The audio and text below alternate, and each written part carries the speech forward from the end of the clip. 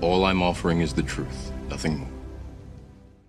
I'm talking on the unbelievable power of suggestion. Call a boy stupid, dumb, ignorant, he begins to accept it, and his subconscious mind responds accordingly. You can also start a whispering campaign against a politician, spread lies about him, and you will get a lot of people magnifying the lies into hostility, animosity, and vitriolic abuse. Some time ago, I saw a young lady behind the counter in a department store, and I complimented her. I said, "You're very beautiful, very charming." She said, "Oh, no, I'm not." I said, "Why? What makes you think so?" She said, "My mother told me that I'm awkward, ungainly, and very plain." She believed this due to the statements of her mother, and was full of bitterness, an inner resentment, and a deep inner conflict. The real reason her mother said these things to her was due to jealousy, because she was charming, beautiful, spoke very well. I told her that whatever she attached to I am, you become. Then I wrote down something for her. I said, "Begin to affirm. I'm a child of God, a daughter of the infinite. I'm illumined and inspired. I'm happy, joyous, and free. One with God is a majority, and of God before me, who on earth can be against me?" And as she continued to do that, she has changed. She now comes to the Wilshire Bell Theatre, is no longer down on herself, but she exalts God in the midst of her, for God is the living Spirit Almighty, which created you and the whole universe. Judge Trove, who wrote these inimitable textbooks on the science of the mind, lived in India for 30 years. One time, someone asked him, what would he do if all the black magicians in the Punjab of India prayed against him, actually used the death prayer? You know what Trove said? He said, "I'd say cock-a-doodle-doo." In other words, all he would do is laugh at it, treat it with derision. Because the suggestions of other people have no power over you except you give them power. Judge Trove said, "Once admit that there is any power outside yourself, however beneficent you may conceive it to be, and you have sown the seed, which must sooner or later bear the fruit of fear, which is the entire ruin of life, love, and liberty. We are the life principle itself. The difference is only that between the generic and the specific of the same thing. Let this be the great foundation, and never admit for a single instant any thought opposed to this basic truth of being." That's the greatest thing Trove has ever said. In other words, once admit there is any power outside yourself, and that power is thought. However beneficent you may conceive it to be, you've sown the seed, which must sooner or later bear the fruit of fear, which is the entire ruin of life, love, and liberty. I repeated that because you should ingest that in your bloodstream, you should write it indelibly in your heart, you should think about it 1,000 or 5,000 times a day. When your thoughts are God's thoughts, God's power is with your thoughts of good. Therefore, that's the meaning of one with God is a majority, and of God before you, who on earth can be against you? The suggestions of others, you see, have no power. They have no power to create the things they suggest. The creative movement is in your own thought. In the beginning was the Word was with God, and the Word, which is a thought, was God, meaning it was created from an individualistic standpoint. For the only material power you know is thought. Therefore, your thought is the power. And the thoughts of others have no power, except you accept that thought. Then that thought, which you accept, becomes the movement of your own thought. Dr. Paul Tournier, the greatest psychiatrist in Europe, said that doctors should stop making negative suggestions because people look upon them as men of authority. And if they accept, well, someone says, you're going to be deaf in a year's time, well, 2 years to the day they'll go deaf. Or if a doctor says, you lose the sight in that eye, and you believe that, of course you will. So he says we must get away from making negative suggestions, even though they seem to be based upon scientific evidence from the standpoint of medicine. You know, many religions are governed by thoughts, by suggestions, you know, power of suggestion.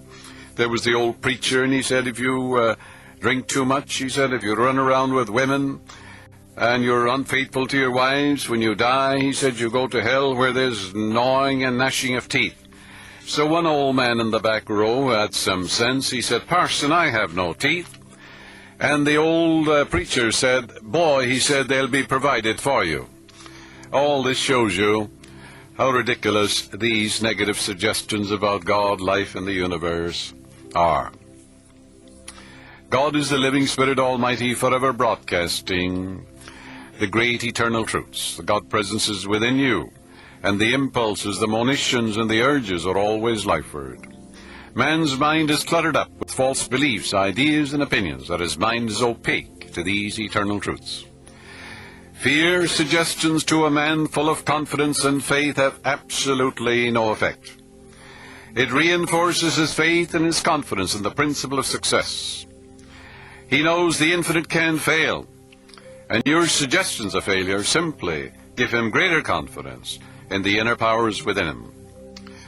Suggestions which affect us are those which find the kindred spirit within us. Dr. Brunt of South Africa, she was head of the religious science movement there, where I lectured many years ago, and she told me about the voodoo curse. So I visited this particular mine where 9,000 men were employed, and there were 3 men in charge of them. I spoke to a couple of the doctors who were present, and they said it's true. When one of these men violates the code, he gets the skull and crossbones by a messenger from another one of the states, and he's told that the voodoo curse is on him. Sometimes the curse says, you will die at 6 o'clock. He says this perfect specimen of humanity sits down and dies at 6 o'clock. So this doctor says, fear killed him. He says, these men killed themselves. You know, the missionaries are cursed by these voodoo doctors because they're taking business away from them. But you know, there's nothing in the subconscious of the missionary that generates fear regarding a voodoo curse. And therefore they laugh at the curses pronounced upon them and the execrations of the voodoo doctor. They laugh also at the skull and crossbones which are given to them by messenger. But you see, to the natives, they're brought up in the belief that the voodoo doctor has some great power, some occult power, and therefore the suggestions of the voodoo doctor have power because these men give it power, give them power. So realize the power is in the movement of your own thought, and no one has the power to hurt you but yourself. Who shall hurt you if you're a follower of that which is good? No evil shall befall the just, no plague shall come nigh thy dwelling. No good thing shall be withheld from him who walks uprightly in the law.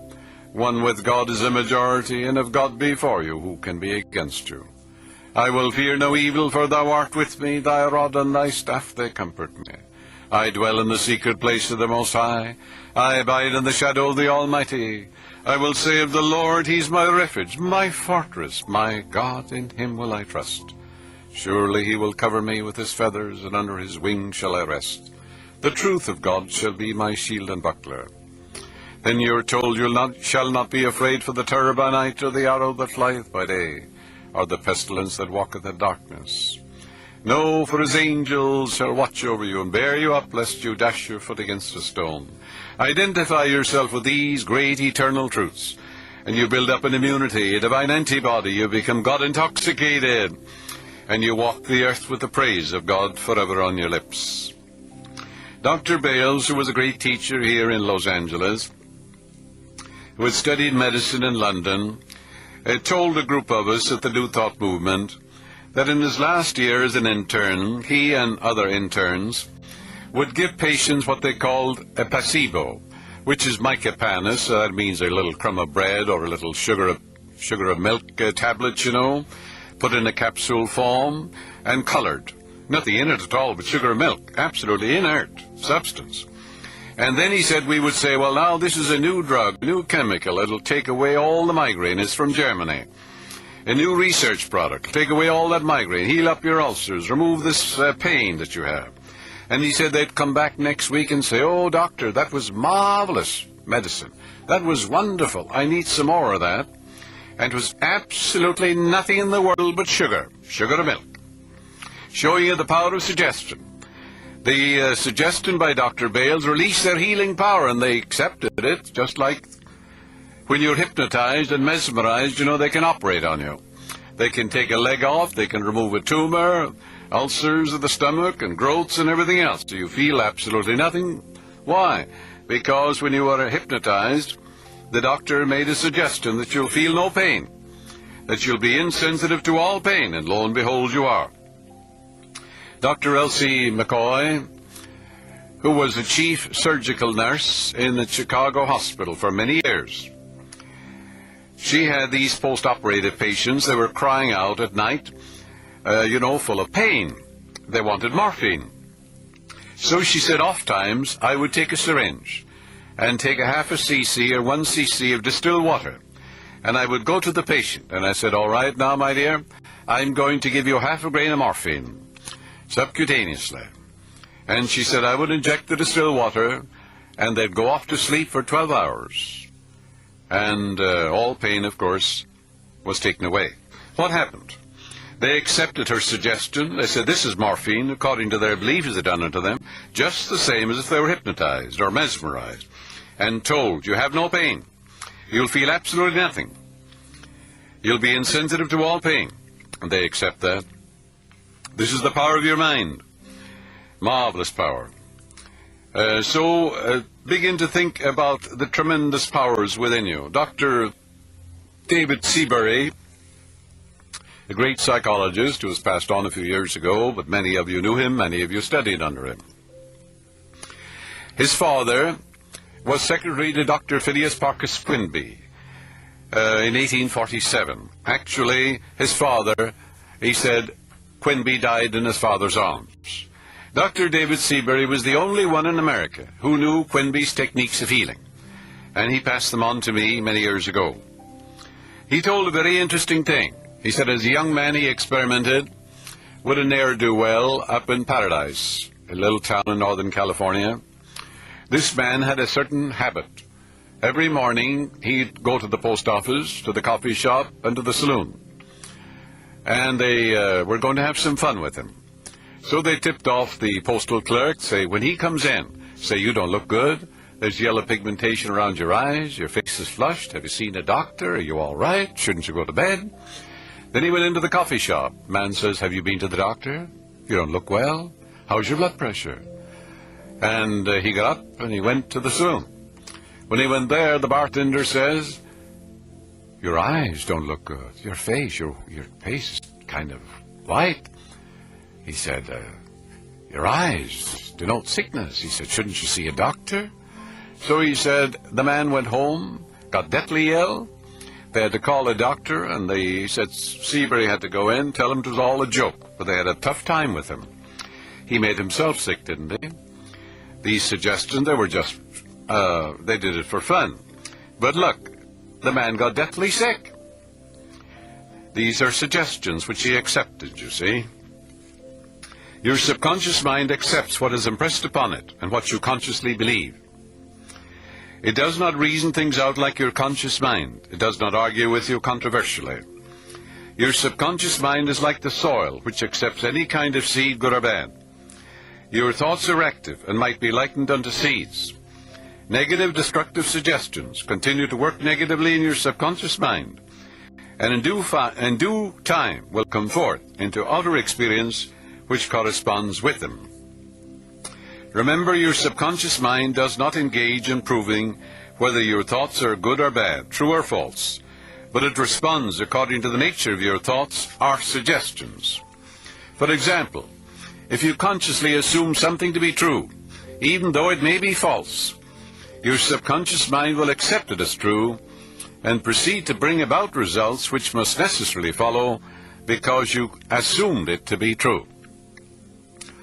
Innumerable experiments by psychologists and psychiatrists and others on persons in the hypnotic state have shown that the subconscious mind is incapable of making selections and comparisons which are necessary for a reasoning process. They have shown repeatedly that your subconscious mind will accept any suggestion, however false.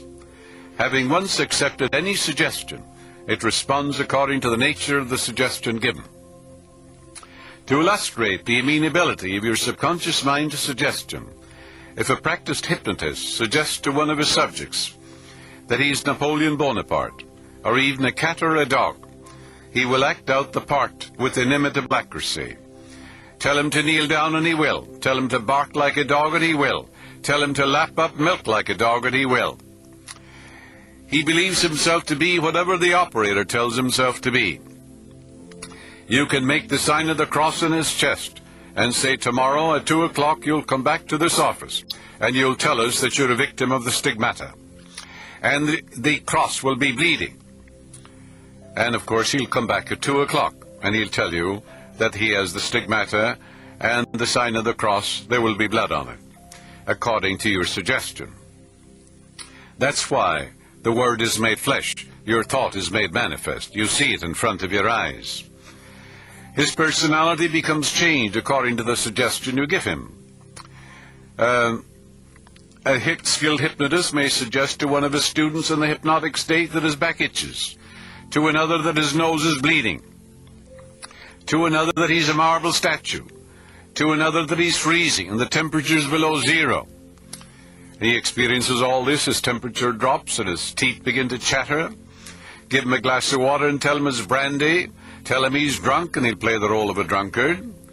Each one will follow out the line of his particular suggestion, totally oblivious to all his surroundings which do not pertain to the idea. These simple illustrations portray clearly the difference between your conscious reasoning mind and your subconscious mind, which is impersonal, non-selective, and accepts as true whatever your conscious mind believes to be true. Hence the importance of selecting thoughts, ideas, and premises which bless, heal, inspire, and fill your soul with joy. Your subconscious mind cannot argue controversially. Hence, if you give it wrong suggestions, it will accept them as true and will proceed to bring them to pass as conditions, experiences, and events. All things that have happened to you are based upon the thoughts impressed in your subconscious mind through belief. Your habitual thinking of your conscious and subconscious mind establish deep grooves in your subconscious mind. You must realize that your conscious mind is the watchman at the gate. Its chief function is to protect your subconscious mind from false impressions. You are now aware of one of the basic laws of mind. Your subconscious mind is amenable to suggestion. As you know, your subconscious mind does not make comparisons or contrasts, neither does it reason and think things out for itself. This latter function belongs to your conscious mind. It simply reacts to the impressions given to it by your conscious mind. It does not show a preference for one course of action over another. The following is a classic example of the tremendous power of suggestion. Suppose you approach a timid-looking passenger on board ship and say to him something like this: "You look very ill. How pale you are. I feel certain you are going to be seasick. Let me help you to your cabin." The passenger turns pale.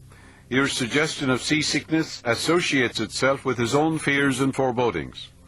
He accepts your aid down to his berth, and there your negative suggestions, which were accepted by him, are realized. It is true that different people will react in different ways to the same suggestion because of their subconscious conditioning or belief. For example, if you go to a sailor on the ship and say to him sympathetically, "My dear fellow, you're looking ill. Aren't you feeling sick? You look to me as if you were going to be seasick." According to his temperament, he either laughs at you or at your joke, or expresses a mild irritation, or treats you with derision. Your suggestion fell on deaf ears in this instance, because your suggestion of seasickness was associated in his mind with his own immunity from it. Therefore it called up not fear or worry, but self-confidence and faith.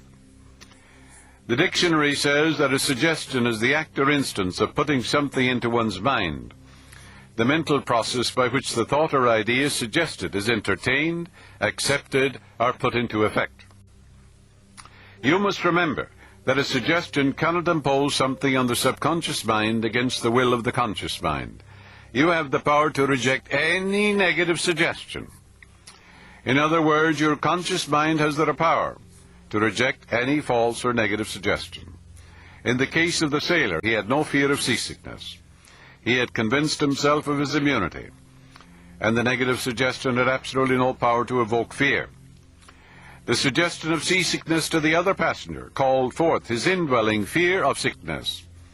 Each of us has his own inner fears, beliefs, opinions, and these inner assumptions rule and govern our lives. You could say to that man, I'm going to roll with the blows. I'm going to have the time of my life. I'm going to have the most wonderful experience on the ship in my life. You would neutralize it, wouldn't you? A suggestion has no power in and of itself, except it is mentally accepted by you. There is no inherent power in a suggestion. The power is in your thought. You might as well get that clearly. Every 2 or 3 years, I give a series of lectures at the London Truth Forum in Caxton Hall, London. This is a forum I founded about 30 years ago. Dr. Evelyn Fleet, a distinguished psychologist, she's the director of that forum. She told me about an article which appeared in the English newspapers dealing with the power of suggestion. This is the suggestion a man gave to his subconscious mind over a period of 2 years. He said, I would give my right arm to see my daughter cured. It appeared that his daughter had a crippling form of arthritis, together with a so-called incurable form of skin disease. Medical treatment had failed to alleviate the condition, and the father had an intense longing for his daughter's healing, and expressed his desire in the words just quoted.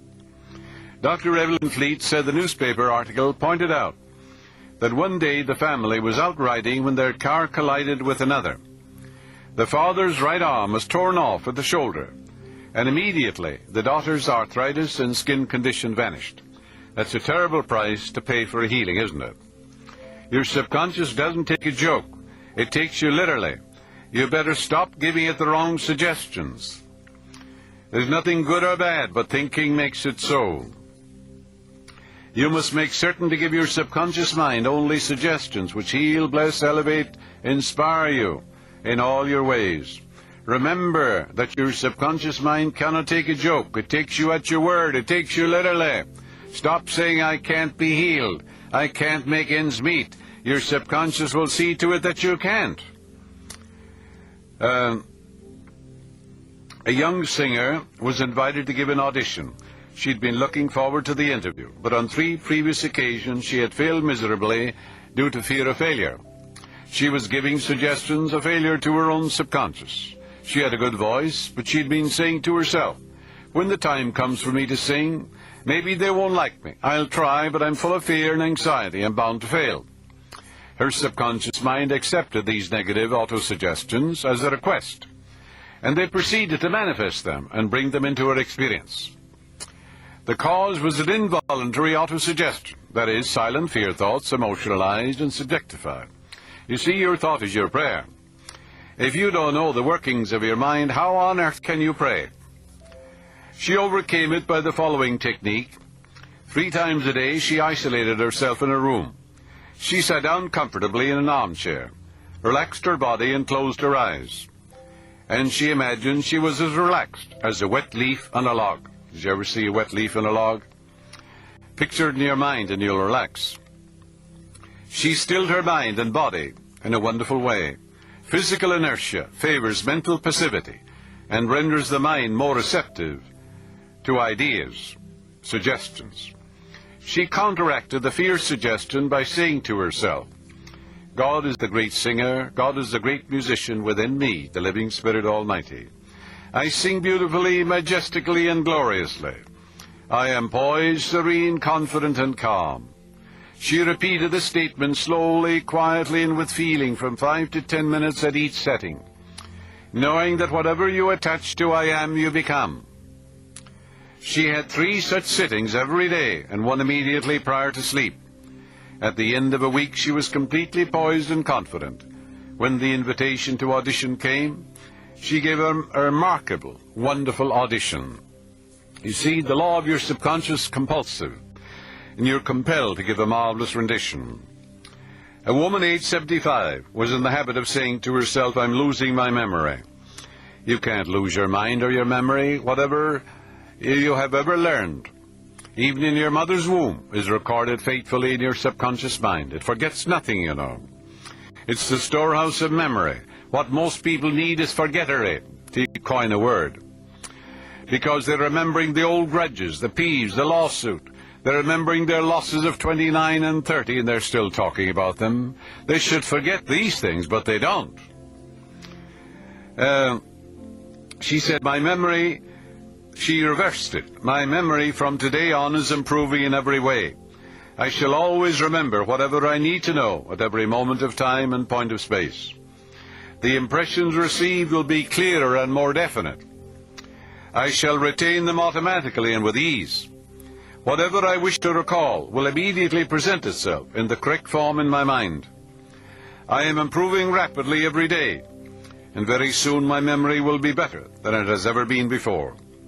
At the end of 3 weeks, her memory was back to normal, and she was delighted. She gave new impressions to her subconscious mind, and whatever you impress in your subconscious mind will be expressed on the screen of space.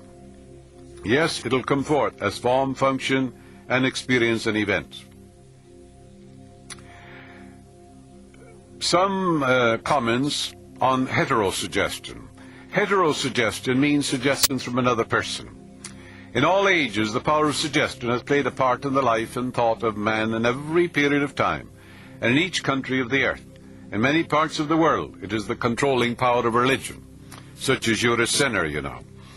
And the devil is going to get you, and when you die you're going to go to hell, and things of that nature. Frightens the life out of people. There were some clergymen here some years ago, not so many years ago either, said the Lord spoke to them. All this is hypnotic. And the Lord said that California and Los Angeles was such a bad city that we'd all be taken out into the ocean, you know. Great earthquake would take place, and we'd all be wiped out, and California would be taken into the ocean. You know very well, hundreds or I think thousands left. They went to Mississippi, Arizona, and all over the place. And of course, the earthquake hasn't taken place. Don't be a prophet of doom or gloom. Be a prophet of God or good. Some people have called me up about that earthquake, and I say to them, can you swim? Oh, they say yes. Well, I said, then we have no problem. You can swim your way to safety.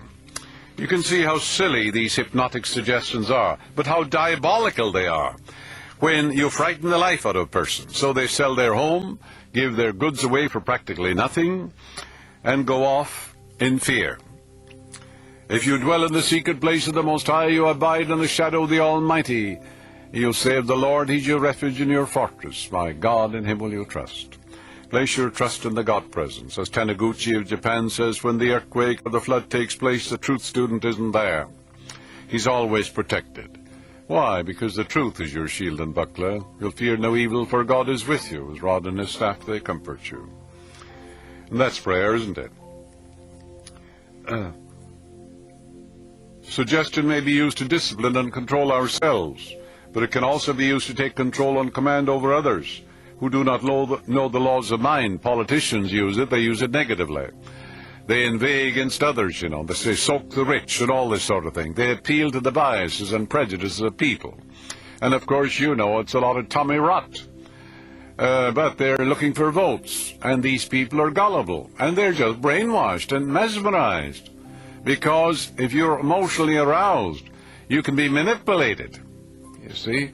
It's very dangerous to get into a negative emotion, because that moment you have a wavelength that gets you into trouble. You communicate with all the trouble in Los Angeles, and you can be manipulated because you're highly suggestible.